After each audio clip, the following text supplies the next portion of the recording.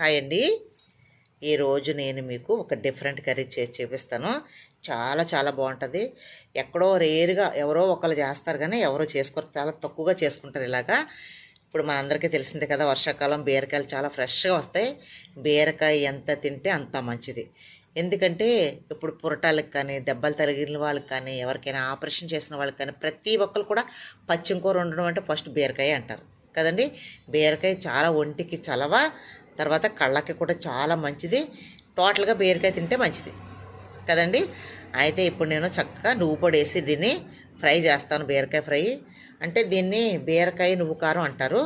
అది నేను చేసి చూపిస్తాను మీకు, ఓకేనండి. నేను కిలో బీరకాయలు తీసుకున్నాను. వర్షాకాలం కదండి, చక్కగా చాలా ఫ్రెష్గా వస్తున్నాయి. రెగ్యులర్గా ఒక పూట ఏదో వండుకున్నా ఇంకొక పూట బీరకాయ తినేలాగా చూడండి.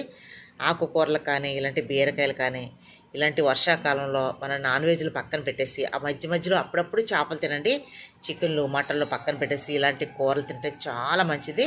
పిల్లలకు కూడా ఇలాంటివి అలవాటు చేయండి. ఫస్ట్ నుంచి మనం ఏది అలవాటు చేస్తే వాళ్ళకి అదే అలవాటు అవుతుంది, ఓకేనా. బీరకాయలు కూడా ఇప్పుడు రేట్లు చాలా తక్కువ ఉన్నాయి. ఇప్పుడు పొట్టు తీసేసుకొని చక్కగా మనం నీట్గా ముక్కలు కట్ చేసేసుకుందాం. కాకపోతే ఏంటంటే బీరకాయ ముక్కలు కొంచెం పెద్దగా కట్ చేసుకోవాలి. చూపిస్తా చూడండి.